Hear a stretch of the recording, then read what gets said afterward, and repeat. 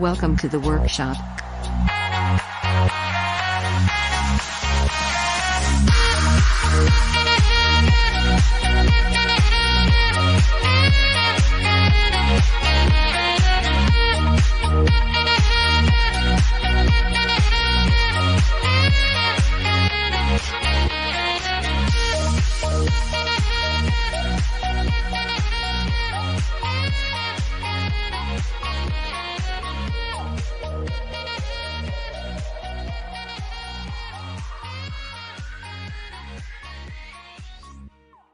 All right, welcome back to the Workshop podcast. We're in episode 7 already. Can you believe that? I can't believe it. It's crazy, you know.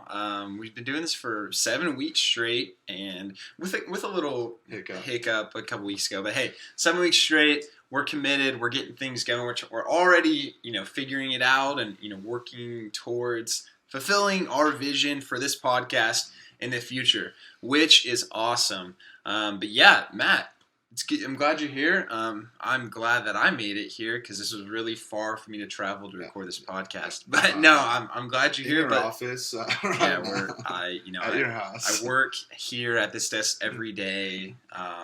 But I also get to record this podcast, so that's fun. But hey, let's catch me up. What you been up to since last time? Well, pretty much the same. This is the first week that obviously I haven't been sick. I am healthy as a horse right now, and so but Good. I don't have a job, so this week was really boring. I did pretty much nothing. And on the day that we're recording this, Wednesday the 16th. My birthday is 2 days from now, so it's been my birthday week. So you're celebrating every day. Gotcha. Trying to celebrate as much as I can, letting people know because I get in a habit of just forgetting to tell people it's my birthday. And so when it's my birthday, people are just like, "I can't believe you didn't tell me." And I'm like, "I didn't know it was my job to tell people that it was my birthday." I can understand that. And so this is my first birthday that I'm having away from school, so it's. Yeah. It's really weird, different. Now I feel like an adult, even though I'm living with my parents, right. Doing all the, not adult stuff. Yeah. Doing nothing that's an adult other than, hey, you're about to be 24, you're an old man. Exactly. So it's been a lot of just introspection, just thinking about my life and where I want to be when I was 24 and, nowhere close to that. But hey, that's okay. We're living the dream. We are. Yes, we are living the dream. But even though you're about to be 24, you still remind me of young Matt because you haven't matured at all. Just kidding. No, we'll keep moving on. I'm just kidding. No, happy early birthday into our viewers. I'm sure they would say happy birthday as well. So let's Mom, thank you for watching this. Yeah. Did she watch last episode? She did. She did? Yeah, she did. Nice. I love it. She didn't know why I was coming over here, and I was like, we record a podcast. So that's hilarious. Let's jump right in. What do you say? We go to our thing of the day. Yeah. Today is dip of the day, Matt. Ooh. So give me your favorite dip. It can be pre-made, homemade, whatever it is. For chips, crackers, anything. You're dipping. It's your favorite. What is it? My go-to snack is always chips and dip or chips and salsa, Gotcha. Okay. Chips and queso. Okay. I love tortilla chips. I don't know why, but they're if a restaurant has it, I'm going there. Yeah, they're very good. That's it. I I'm love getting chips. that, making sure. Chili's salsa. I've had it for so long. It's so good. And it's so good. It's it beats out a lot of other traditional Tex-Mex places that's unheard of. Really. Right. But it's so good. And I love the chili con queso that they have too. Yes, the mystery meat queso. I love You it. have no idea. It's brown queso. But it's it's amazing. It tastes so good. But I think my favorite, my go-to, we have a place called Chewy's here. Yeah, I like Chewy's. Zesty jalapeno. I don't know if it's I think it's queso or it's something. It's just this white bowl. Oh, the spicy ranch. Is it ranch? I think it's spicy ranch. I don't know, but it's it tastes amazing. so good. It's amazing. So that would probably be because, like I said, chips and dip. There's so many that I could just name. That I'm like, yes, I would choose probably that. Bowl. Okay. And it's so good, and I dip it on my Elvis Presley. Oh, yes, sir. I always choose. They haven't opened that part of their menu up yet. Oh, dang from it. the last time, but ooh, I love Chewy's. That is, dude. We are on the same thinking path because I would also say that if we'll say this, if I'm picking chips and like queso or salsa, it's from Chili's. I love Chili's chips. They're greasy, they're salty, they're thin. I didn't even talk about the chips. I just talked about how I know. The chips are awesome, but I love grouped together. Oh, dude, those are my favorite chips. The little scoops, man. I love those, and I love their salsa, and you can't go wrong with their queso. Oh yeah, the mystery meat queso is literally my favorite queso. I absolutely love it. The reason that Chili's is so good is that even if you just have the salsa, like it tastes amazing. Yeah, it's so good. Like there's some places you have to get like queso for it to taste good. Yeah.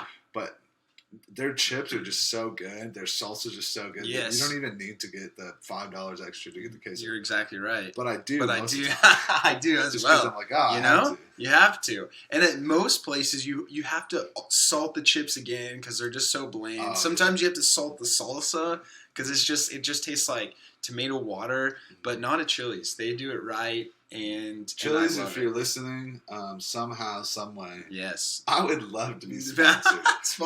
I've been eating your chips for years. Yes, so have I. Shout out to Noah because that dude has given me too many free chips. Yes, Noah is definitely the plug. But and then Chewy's, you can't go wrong with their spicy ranch. I don't even know Matt knew more than I did about it. The jalapeno. I just call it spicy ranch, and as soon as I step foot in the door at Chewy's, I know what I'm getting. Yeah. But again, we're talking about dip, so I have to go with Copenhagen Wintergreen. No, I'm just kidding. I'm kidding. Can't promote that. I know. I'm just playing. I'm kidding. My favorite dip actually is Frito-Lay's.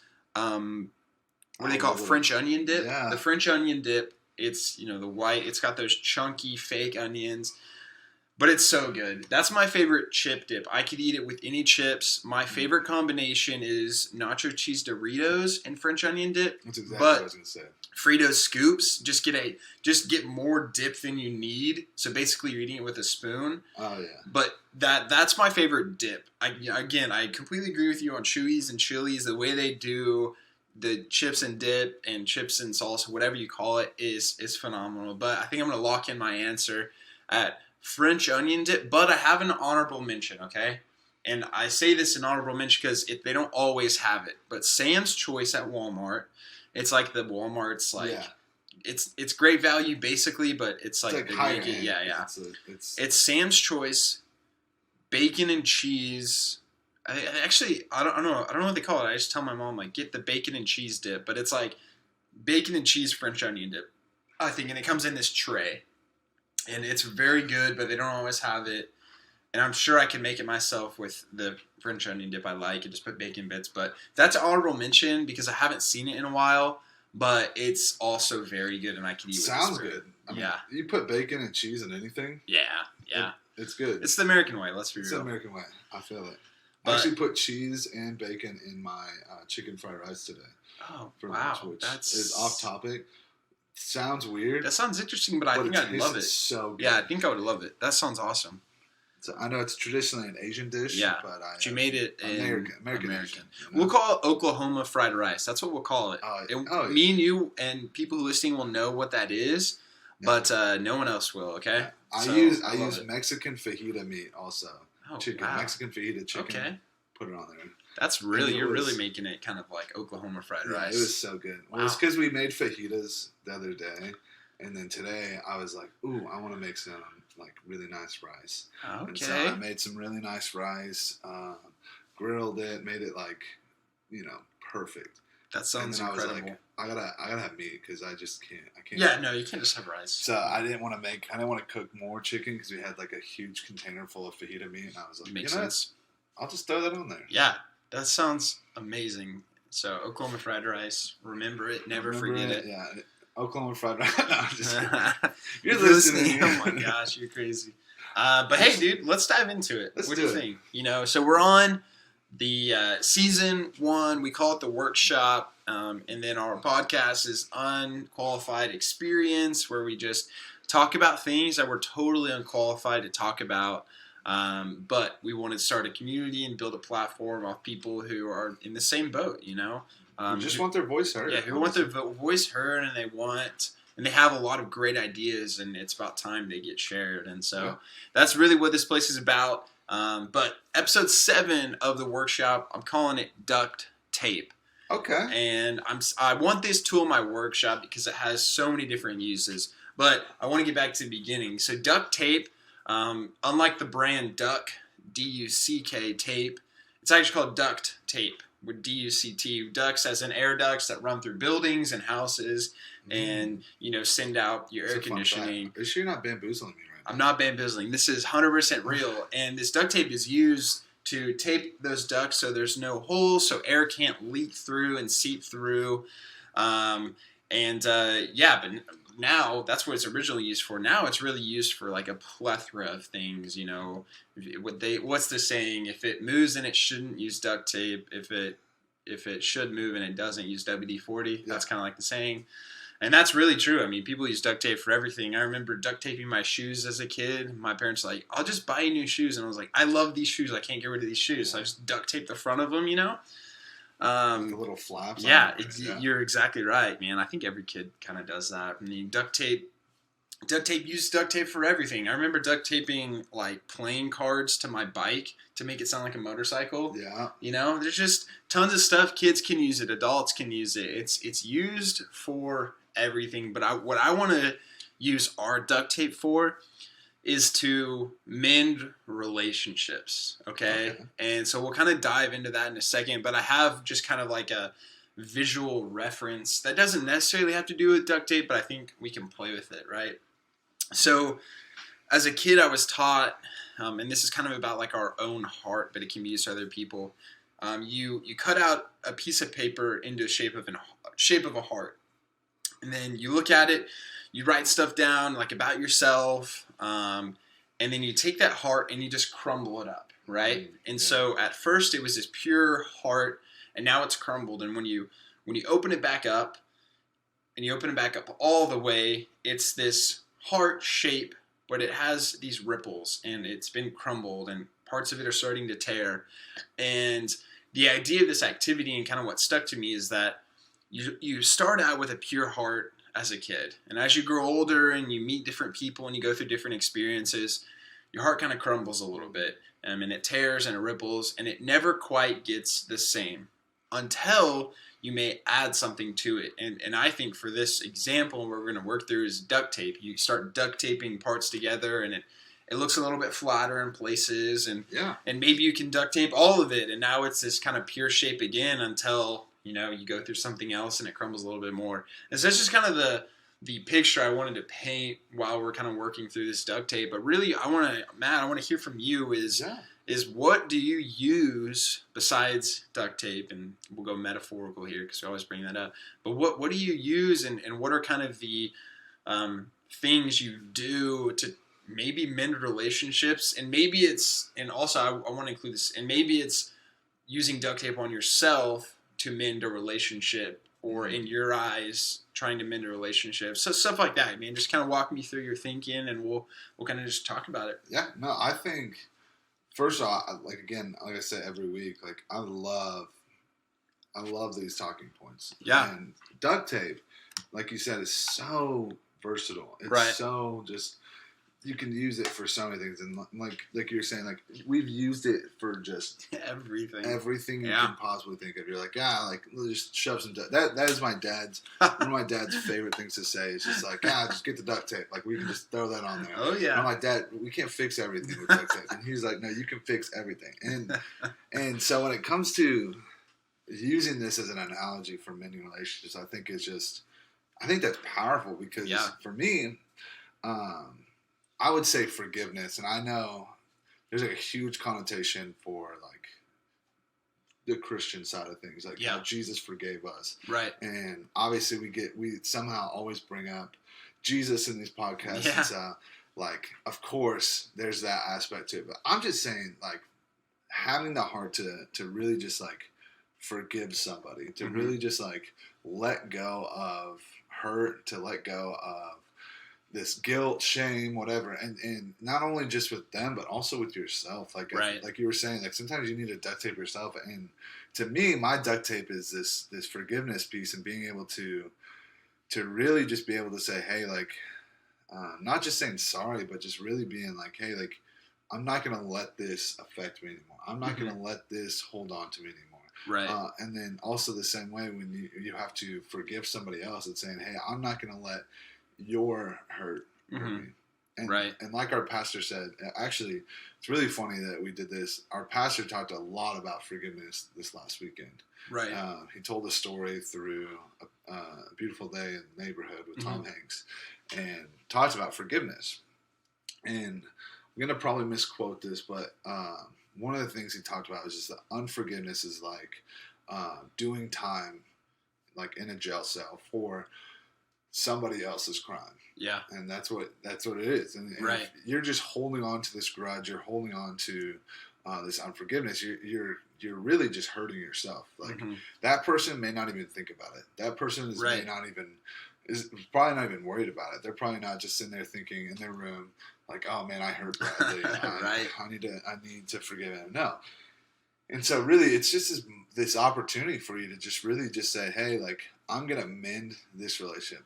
I know with me, it was my brother or it was my dad. Okay. Two people, and I don't talk about this a lot, but two people I really, really relied on growing up, kind of, didn't hit the mark. And they used their tools. They used what they had in their tool belt. Especially my brother. My brother was not, like, the greatest, but he wasn't supposed to be. Like, he wasn't supposed to be my dad. He wasn't supposed to be my father-like figure. And I looked at him like, hey, you're supposed to be, the guy I look up to. You're going to be my role model. And, that's unfair because that was never, like, his role. His role is just to be my brother. And, like, obviously your siblings can have this, like, look about you. But, for me, my brother and my dad, they had failed me. For the longest time, I was like, I held on to this hurt. I held on to this pain that, like, they may have caused me.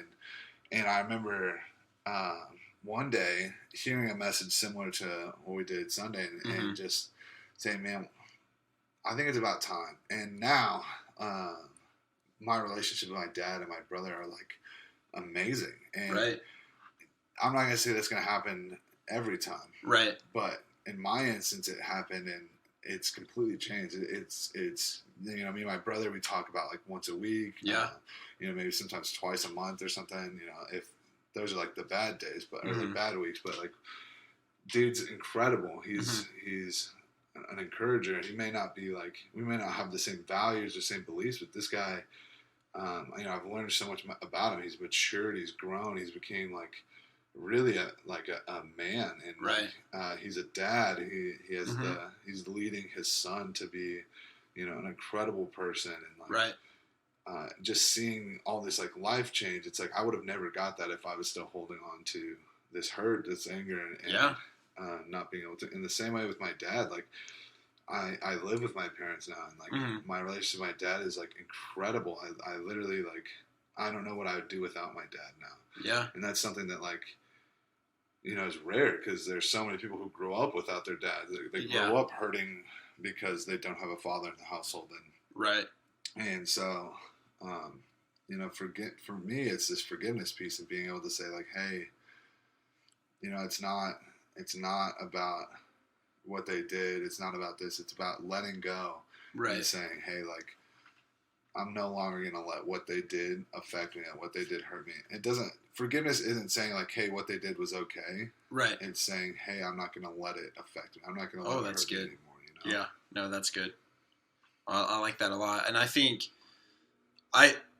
for me, although, like, forgiveness, I think you're right about that is a great quality, and that's what, really practicing or using this duct tape in a metaphorical sense is great. But I kind of see it in a different light. And as I say this, like take notes and like maybe we can like dive into it. Yeah. But I see duct tape and mending relationships. Okay, so to preface, I'm like very competitive at heart. Okay, and so I have this sense of like I want to earn everything. I want to earn everything at all, and I really saw this in college. And I come from a really great family, and they have my back no matter what. Shout out to the Shoofies. Yeah, and I love my family, and they really do love me. But when I went to college, I had a sense of I want independence because a lot of people I hung around with, they had their parents' credit card, they had their parents sent them a lump sum of money every month, and I saw that as a crutch. And I was like, although that sounds awesome, and I kind of want that, in a way I didn't want that. And so now I'm not talking about mending relationships with them. I'm just kind of prefacing that I see my duct tape and mending relationship as like servanthood because I really want to earn what I don't have, right? And so I'll talk about a situation because I think it's important. And first, thank you for sharing your situation. I thought that was awesome. And I've heard it before, but this was somehow different. But I really enjoyed it. My goes back to when I was a freshman in college. I was in a Christian fraternity called BYX, and I call it Bucks, but everyone else calls it BYX for some reason. But in Bucks, when I was a freshman, I was pretty naive, but I also kind of understood what was going on in the fraternity and kind of its purpose. And we were a Christian-driven fraternity, and I saw stuff that wasn't really Christian-driven. For instance, when I was a freshman, there were older members who weren't of the legal drinking age, quite consistently drinking, and that was something in like our honor code we signed that we wouldn't do, and there was people in leadership roles within the fraternity that also signed something they wouldn't drink, and they were, and I was part of a group of guys who approached the leadership team and basically, I mean, quite frankly, we ratted everybody out by name, and it was not the best thing to do. We should have approached the guys, Matt and I will always say, we're Christians, we believe in Jesus and in the Bible. We use the Bible as our handbook of life, and in that handbook, it tells us how to approach people in sin, right? And it tells us what we're supposed to do, and we didn't do that. We went around it. We kind of took the easy way out, thinking it would help us in the long run, and it didn't.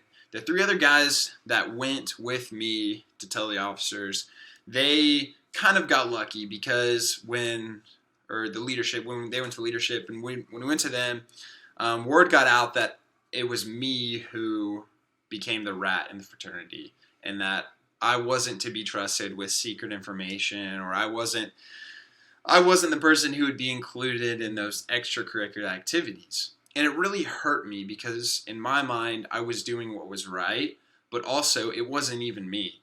I went in support with these guys who also saw these things, and they, by name, listed out.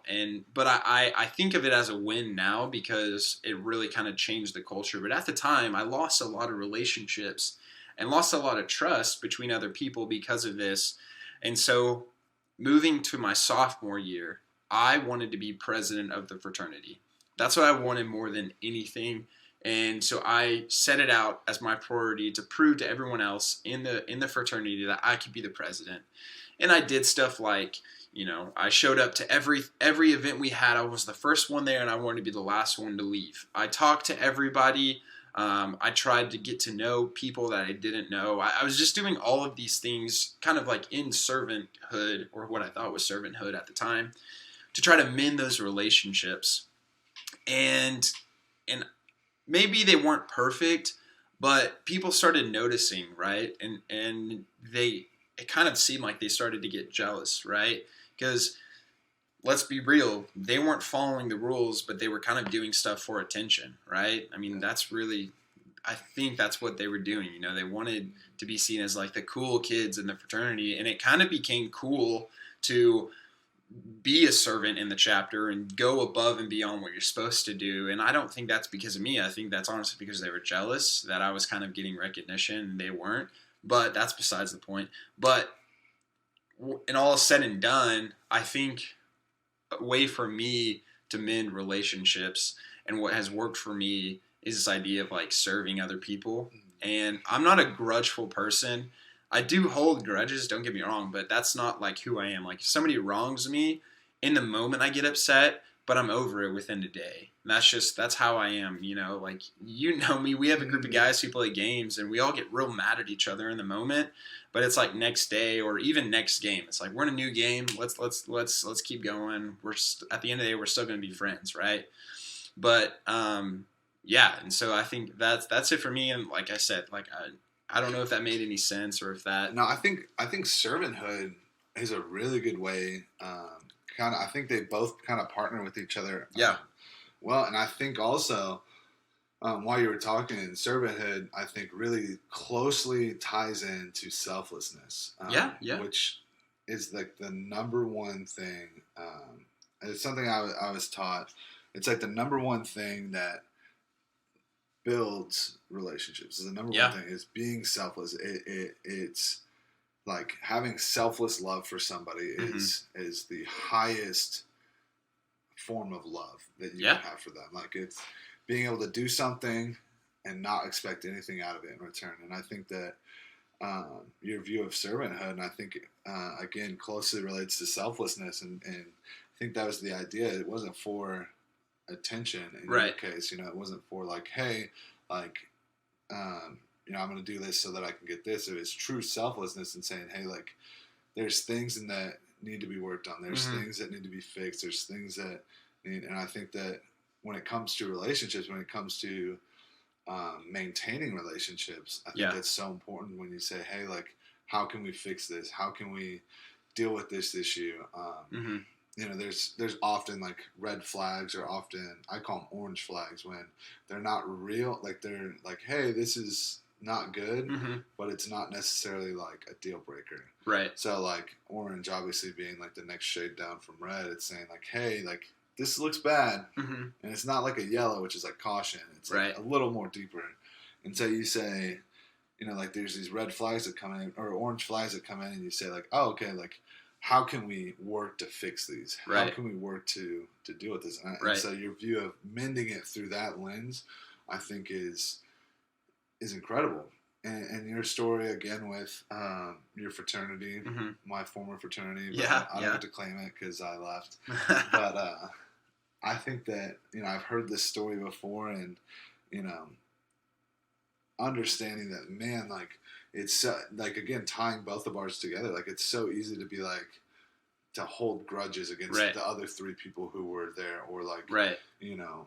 But again, the way you are, you forgave them, and you're like, hey, you know what? It's okay. And then even though you looked bad, you still had a moment to be like, hey, I can work for this. I can. And a little saying that just came to my mind. It's like, you know, like work as if it's like up to you, but like pray as if like it's up to God. And it's like, I think that's like a good way to live your life. Is just like, you know, sometimes that like things are out of our control, things we can't deal with on our own, but at the same time, like we can still do something. There's so many times that I know we talk about the Bible all the time, but again, that's our instruction manual. But like, there's so many things in the Bible that right before any like call to action, it says get up, rise up, stand up. You know, it calls you to first get out of the place that you're in to then be able to step into this calling or this mission, this adventure, this whatever. It first tells you to get up, get out of the situation that you're in. I think that what you said about servanthood and literally working for respect, I think is huge. You know, sometimes they say respect is like earned. It's not given. And, you know, respect is, oh no, never mind. I was gonna say another little quote that my coach says all the time, but it's success, not respect. But I think it applies both to it. So the quote is success requires payment, and the payment is due daily. So it's like, that's like my favorite quote ever. But I think it also applies when it comes to respect. Respect shouldn't just be like for example, this sounds really bad, and I don't know if this is a tangent, but No, hit me with it. my mom always demands respect. She'll come in and she'll be like, I demand respect because I'm your mom. Yeah. But personally, I think, again, respect is earned. Like, not that my mom hasn't done anything that, like, she hasn't earned my respect or whatever, but I know she's always like, I demand it. Yeah. Versus like, no, like you can demand it all you want, but that doesn't mean that people should give it. Just like leadership is influence. And so as they influence you, that's earning your respect. And I think that it builds into that piece of servanthood and like, you know, having to work, having to, you know, build that influence. It's not just like something that you're like, hey, I'm an influencer now. Like those people really work for it. Yeah. And so. No, that's good. I like that. And I like that we're kind of bringing this tool into our workshop because I think a lot of the tools we're using to kind of like build ourselves up, right? And we're like using them to, I guess, not like make ourselves better, but you know, sharpen ourselves. They're selfish, and I feel like this tool may help us like with other people. Yeah. But yeah, no, I think we can kind of move on. What do you think about doing a crazy theory? Oh, these are my second favorite. I love Van Bills. Yeah, no, Van Bills, I love it. But this one's not as crazy as it is. It's more like different, okay? And when I say this topic, you might have a little bit more understanding of like the academic process of it. But I have this perspective of I've been using this since I was a kid, okay? Yeah. And theory, it's the psychology trait of mirroring, okay? And like I said, like after I talk, I'll let you. I know you're gonna have like a little bit, maybe like I said, the academic understanding. But basically, mirroring is. I'll give an example, and I'll kind of like say like how to maybe use it a little bit better. But when I was a kid, I would, in a way, lie about situations, but tell like 80% of the truth. Okay, and people do this all the time, but like this fish was this big. And they're like, oh, actually, I think I remember that. So, you know, so something like I'll be in a group of people that I haven't seen in a long time, and I'll like tell a story, and I'll say, oh, do you remember when we did this? Or do you remember when we did that? And it kind of creates a moment in their head of like, oh, yeah, we did do that. And then they start creating their own memories, basically. And kind of a different, in the same way, but in a different way of how mirroring works is you'll notice this in Friends is someone will start saying a phrase over and over and over again, and it kind of becomes a phrase you use all the time, somewhat like an inside joke, you know. So I remember as a high schooler, one of my mentors, he would always be like, let's go, like that's kind of the phrasing he would say, and then a lot of other people started saying it as well, and mostly at church. And so kind of like the saying at church, and you'd always be like, let's go, and then it just started catching on, and a lot of different people and a lot of different relationships started saying that, and that's mirroring, because you hear him say this phrase, and it's like, oh, like that gets me excited, I'm going to start using this. And I kind of seen it in my own friends. I can't think of an example right now. Like I've seen it, like I'll say a phrase, and I'll say it over and over again, or like this one, I always used to be like, yes, sir, and that's just it. Yeah. People kind of like also started saying it, and that's not because they want to be me. It's just like it's mirroring, you know. In your head, you're like, that's like the saying I have to use now, like in our friend group, and so yeah, I think it's really funny. It's subtle, and I use this all the time. And I know I shouldn't, because in a way it's lying, but it's really funny. And I've never caught somebody been like, actually I lied, that actually didn't happen, but you thought it happened and it really didn't. Let me tell you why. It's this idea of in psychology they call it mirroring. But I use it all the time, and it's really funny. I think it's really funny because people play into my trap, so to speak. And don't worry, I haven't done it with you that much. And if you're listening and you're my friend, I haven't done it with you. Don't worry, it wasn't you, it was another friend. So yeah, I don't know.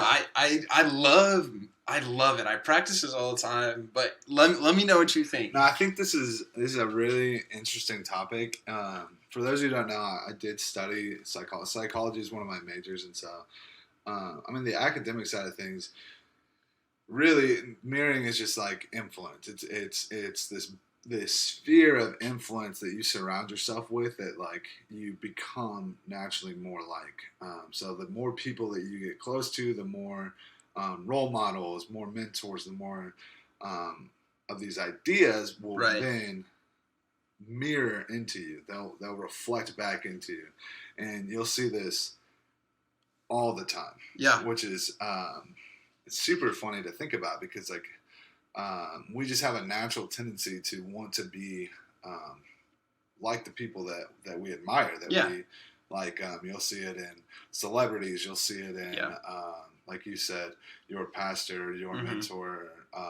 You'll see stuff like that. That like these people that you think very highly of, you have this respect for, you have this reverence for, you have this admiration for. That you'll then become more like them. And I think that is so funny to me because like I've seen it like in real life when Bradley has done some of this, and a lot of people get this like when Bradley talks about it, like what I hear.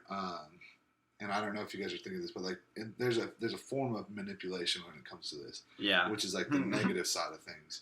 And manipulation, like you can manipulate people into thinking different thoughts or different ideas, and sometimes when it comes to this, it's a dangerous topic because some people will think about it for ever, and they'll be like, oh man, like, and then they'll start believing it, and they'll be like, man, this is a real thing that happened, even if it didn't happen. And you could like, it's scary because you could manipulate an idea into their head that never happened, and they'll start believing it forever, and they'll be like, oh, this is what happened, and then they'll just trust it. And so, that's true.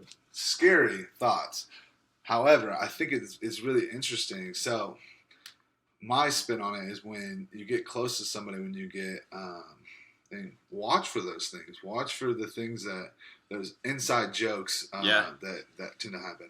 We do it all the time. Like Bradley said earlier, that we have a friend group that we play video games all the time together. And I remember one friend will say something, and then for the next like couple of days, we'll all be saying that. And he'll be like, they usually get mad because they'll be like, hey, like that, why are you copying my stuff or something? Right. And we won't even notice. Right. Exactly. We'll just be like, oh, I don't know why that happened. And it's super fun, and it's because you're in close proximity. You're spending a lot of time with them. So you like we talk about all the time. The people that you spend the most time with are going to be the people that you end up being the most like. Yeah. Oh yeah. And so, Craig Rochelle says all the time, "Show me your 5 friends, and I'll show you your future." And it's like the people that you build this influence off of, you're going to end up being more like. So surround yourself with good influences. Surround yourself with things that you want to reflect onto others. And then, the people that you're closest to, the people that, you're mentoring, or the people that you are surrounding yourself to be in this, like when you're in this leadership spot, you really want to, again, reflect positivity to them. Yeah. Yeah, and that's great. And see, I told you, he knows more academically about mirroring, so I appreciated that. And like I think Matt said, he never said it like specifically, but mirroring is kind of like a double-edged sword, right? But also it's a good way of like checking yourself. You mirroring, you can. It's like it's like you're talking to a mirror, right? And you can use it as a way to understand, hey, am I speaking the right way? Am I saying the right stuff? Because people around me aren't. So am I making sure you're saying the right stuff, using the right language, verbiage, whatever you want to call it. So we're going to dive more into this in like next week's theory, because it's like kind of part 2 of this. I'm not going to give it up. I'm not going to tell anybody, but it's something like this. And that's kind of why I brought it up today. But Matt, what do you say about jumping into some Bamboozled? I feel like in Bamboozled today, We'll try. So if this is your first time listening, what we like to do is I will take some weird, strange questions from the internet, and I'll ask Matt, and we'll see if he can create an answer to them. We call it Bamboozled because sometimes it makes your brain go a little bamboozly. So and I often just try to think of it as logically as possible, and it's very tough. It is tough. So Matt, first question in the Bamboozled segment is, can you plan a surprise party for a psychic? This is assuming psychics are real and they're not a bunch of hoax. So. And we're assuming that they are real because they are. We're assuming they are real because, but no, you wouldn't be able to because they would just see it forward because that's the whole point of being a psychic. They can see the future. So they'd be able to see like, oh, this is going to happen. It'd be like checking the spoiler log. Yeah. Like, oh, like I already know it's going to happen. That makes sense. You can't, I mean, can you plan one? Yes. But can you surprise a psychic? That's good. No. Bonus question. Can you trick a psychic? Okay, so let's think about it like this. What if you plan 2 surprise parties and they foresee one? Do you think you can plan a second one that's actually the surprise party and surprise them that way? Can they see both? Can they see both futures, or I don't know. I think personally, logically, it would be one. It'd be one future. Because you can't have 2 different futures. There would the way I view time and space is that it's not like it's all continuous. Whatever happened, whatever happened in the past happened in the past. Yeah. Even if say time travel, this is a tangent. Say time travel was a real thing, you would be able to. Which it is. You would be able to go back in time, but whatever you would change had already been what had happened in the past. So it doesn't create an alternate. That's true. Reality. So you would technically, so like, for example, a lot of people are like, oh, I'd go back in time and kill Hitler before this would happen. Yeah. You'd go back in time, but you wouldn't be able to kill Hitler. That makes sense. Until the time where Hitler had died. Yeah. Or if you had killed Hitler, someone else would have become Hitler that we know today. Yes. Been called. Like killed him as, like when they say, I'm going to kill him as a baby. Yeah. Like, yeah. You'll kill him as a baby, but then somebody else would have grown up, would grow up to be the same. That makes sense. So when it comes to the future, you would plan the surprise party, yet have this other surprise party, and it'd be the same linear future, so they'd be able to see both of them. Yeah, no, that actually kind of makes sense. That makes sense. So, moral of the story: you can't trick a psychic. Don't try. No, don't try. You can't bamboozle me with that one. Second question: why doesn't Tarzan have a beard? That is a good question. It's something I've always thought about, especially because obviously he's a man, or at least he's portrayed as a man. Yeah. And so I'm not saying that if you don't have a beard that you're not a man. Because I'm trying my hardest to grow one, and it's not. I mean, it's there, but it's not there. I'm blonde. That's what I say. But Tarzan, I think, is to show, like the artistic approach, to show that he's different from the gorillas who are all covered in hair. But he's hairless. Yeah, he's in the cartoon. Hairless. He has long, dirty dreads, which it's historically accurate. But he's hairless. Yeah. Like, eyebrows down. Nothing. Again, I think it's an artistic approach to show that, like, he's drastically different than these gorillas who had raised him to be like him. Okay. You know? Okay. So these gorillas who are all obviously covered in hair because that's what gorillas are, it's to show, hey, he's different from our kind. He's different. And so, which is the moral of the story, is that how he was so different from these gorillas that had raised him, yet they're the same because, their family, and they had raised him, and he may look different, but they still treated him as if he was like a son to them. That makes sense. That makes sense to me. It's artistic approach. Okay, that makes sense. Third question, Matt. Whose cruel idea was it to put an S in the word lisp? Oh, for all the people who have lisps who can't say it, so they'll be like lisp. Yeah, exactly. Was it a comedy thing? I think personally, again logically, that or it's a way to trigger your brain to remember what a lisp is. Because sometimes you're kind of having a hard time saying it. Yeah. Do you have a little bit of a lisp? I used to have. I have a speech impediment. Sometimes you'll hear me say the same word over and over. So if you hear that in the audio, that's why. If you made it this far, there's a fun fact about it. But when I was in third grade, I couldn't say my R's. I would say W's. I couldn't say S's. I would say TH's. And then there's another one. I think it was L's maybe, and then I said something else. But I had to go to speech therapy to change it. And so sometimes it comes out, but I try, especially with this word lisp, which is why I think that it reminds you of what a lisp is. Okay. It's very mean, I will say that. It is. The English language in general is mean. So if you're learning it for the first time, congratulations. It's one of the hardest languages to learn. Yeah. Actually, going back to the repeating of the words, they actually say that is a characteristic of being a genius. Because your like brain is thinking faster than you can speak. Say, yeah. And I do this all the time. When I'm at work and we're like signing off, I say like awesome, thank you, but I'll say it like twice. Like, awesome, thank you, awesome, thank you, like something like that. And after it, I'm like, why did I do that? Like I meant to say it once, but I said it twice, sometimes even 3 times, and I feel like an idiot. But I always think back, I'm a genius. Clearly, yeah, and so that's the excuse I'm gonna make. Yeah, hopefully that's just like not just like the positive thing. They're like, oh, you're a genius. Like when your mom, oh no, is like telling you, they're just now like, I'm confused. Oh, you're a genius. Don't worry, you're not stupid. Because my whole life, every time that it happens, sometimes I'll get stuck saying the same word. Yeah. Especially it happens in like presentations. I'm a lot better at it now that I've grown up. Right. But I remember a presentation. Another little fun story since we're going over.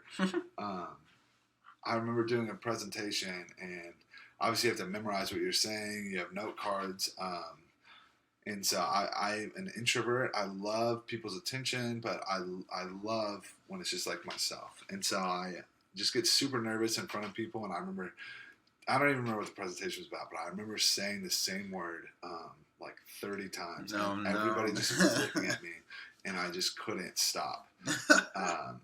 And so eventually the teacher was just like, she like physically was just like, stop me. She like came over and like touched me, and then I shook back into like, hey, this is what I was talking about. And I think a lot of it comes with like nerves or like you were saying, when you think too much. Yeah. But a lot of people made fun of me for being stupid because I said it like 30 times. I don't know how many times it was actually, but in my head it was like 30.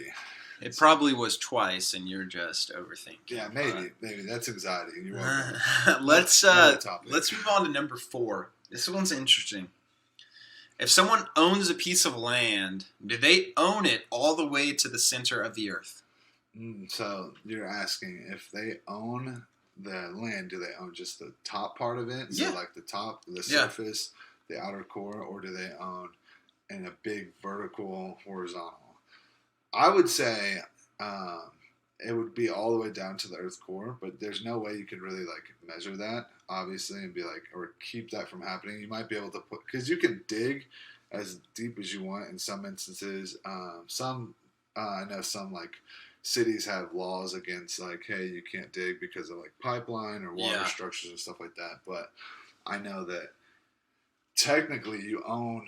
Hey, because I know there's like airspace that people can't go through. So like if we're talking about like countries, like the United States owns this territory, right?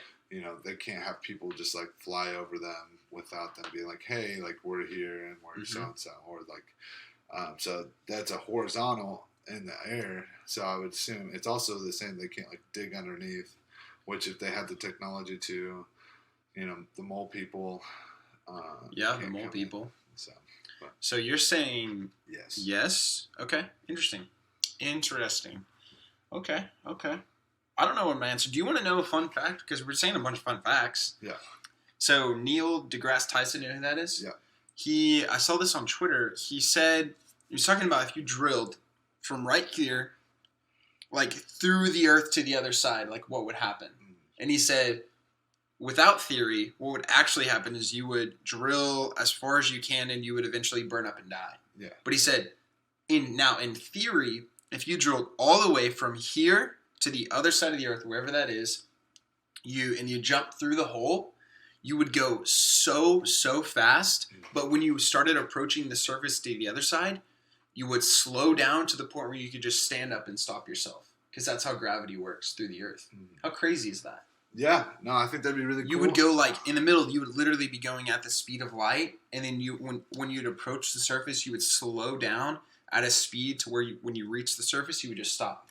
Again, in theory, though, you'd have to figure out a way to like propel yourself back up, because as soon as you got to the center, you would just stop. You wouldn't have enough like force to to be there. So you would just get stuck because of Yeah. gravity. But Well, again, that's true. We're talking in theory. Yeah. Like, come on. I mean, I'm just saying.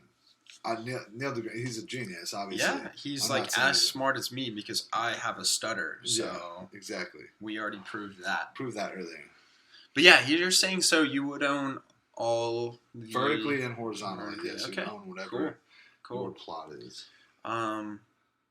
Interesting. So my last question, Matt, and I actually have some theories on this. What color is a mirror? Silver. You think a mirror is silver?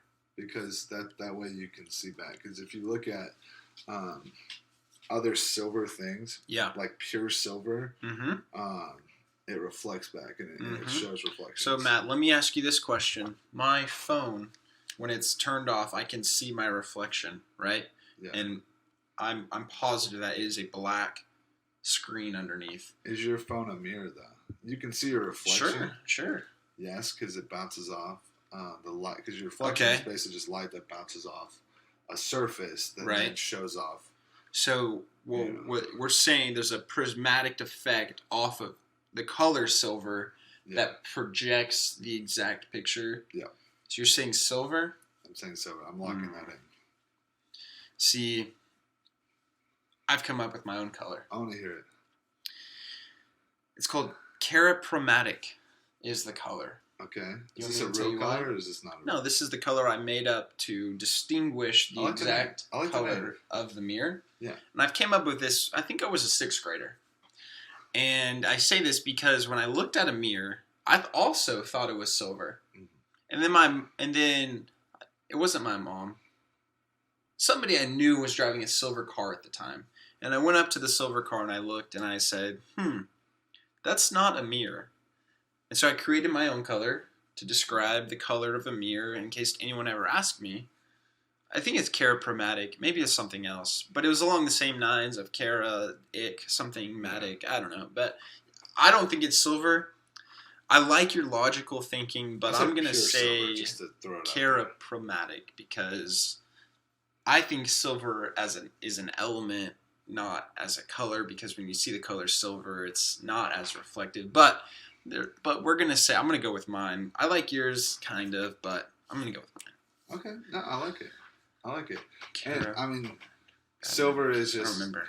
a pure metallic, like versions of, like if we go to like the color wheel spectrum, because we talked about the artistic approach of television. Yeah. I mean, I don't think silver is like a color that we think of, but it's like, again, like you said, it's a metal. It's something. It's an element. It's not really. It's just like it's like an orange. You think so? Actually, what we're saying basically is when whatever scientist created the color wheel or artist, whatever they were, just they saw the element silver and was like, yeah, let's pretend that word is a color, and they didn't even try to create a color. They probably used the Latin, actually. Well, yeah. I mean, the Latin. I speak fluent Latin. I mean, I understand from the basics, but I think that we need to come up with a different name for the color silver, so there's a distinction between the element. Yeah. And while we're at it, let's change orange.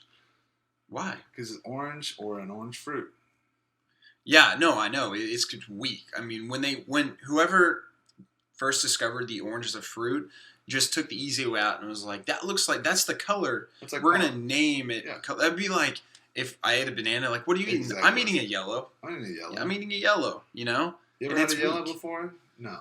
It's weak, and I think they should have tried harder. And you know what? Let's do bonus question, okay. What would you call an orange fruit if you had to change the name from the color? I would call it, this is actually what I call it. I would call it actually, no, we can't say that. Let's do, I think Bradley might be bamboozled. No, because I'm trying to think of it.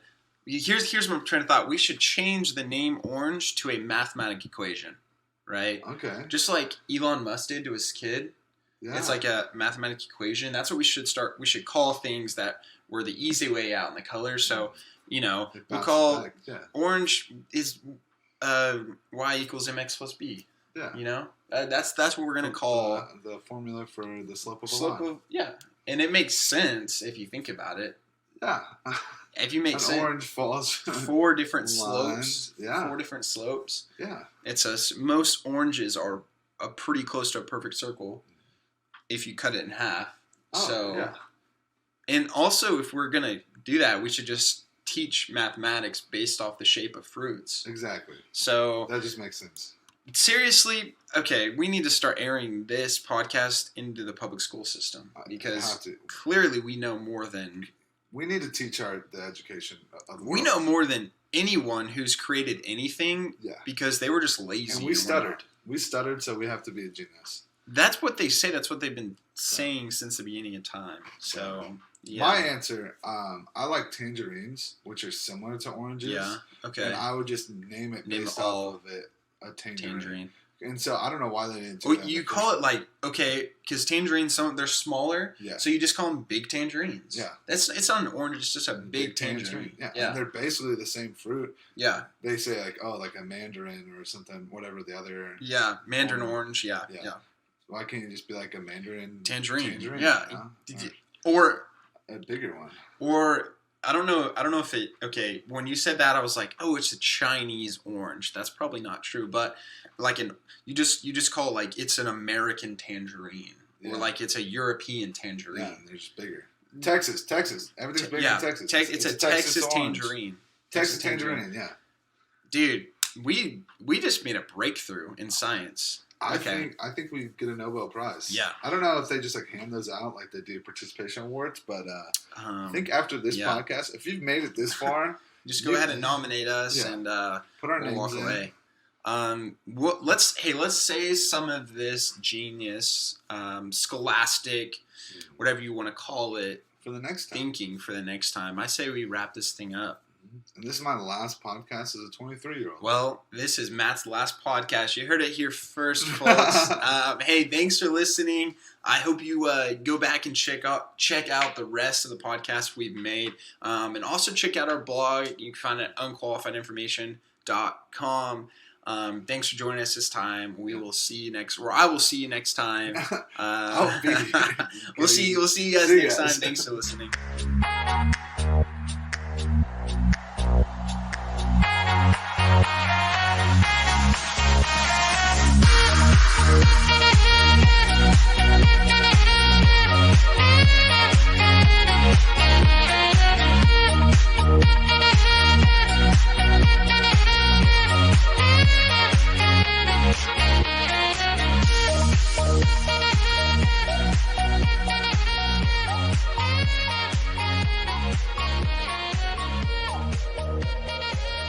Thank you for watching.